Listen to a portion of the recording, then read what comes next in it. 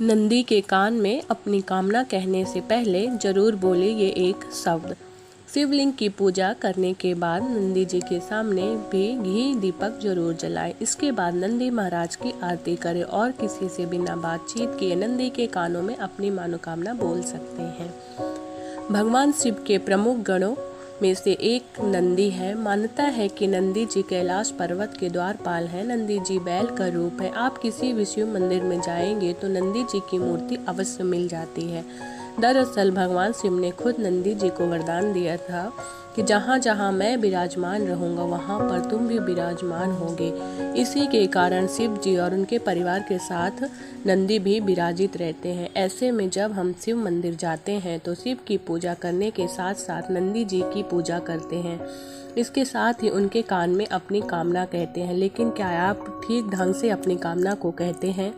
जानिए नंदी को कामना कहते समय किन चीज़ों को सबसे पहले बोलना चाहिए।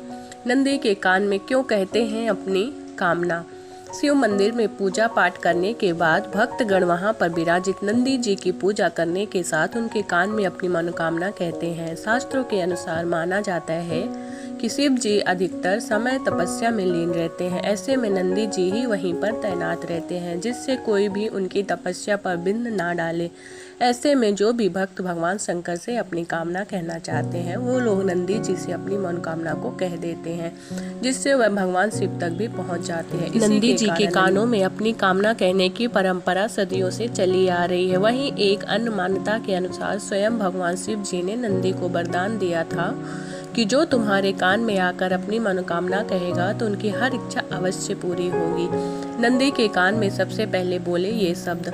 शास्त्रों के अनुसार नंदी के कान में कोई भी कामना कहने से पहले ओम शब्द बोलना चाहिए। इसके बाद ही अपनी कामना कहनी चाहिए। नंदी के कान में पहले क्यों बोलना चाहिए ओम शब्द?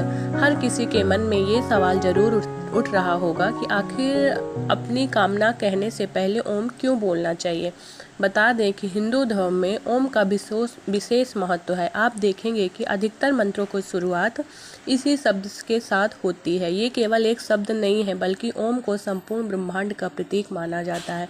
ओम का उच्चारण करने मात्र से आसपास सकारात्मकता ऊर्जा का विकास होता है। इसी के साथ ही यह शब्द सभी देवी देवता का एक संयुक्त रूप है। इस चमत्कारी शब्द में इतनी ताकत है कि इसे बोलने मात्र से व्यक्ति के आधे कष्ट दूर हो जाते हैं। हर हर महादेव। जय शिव।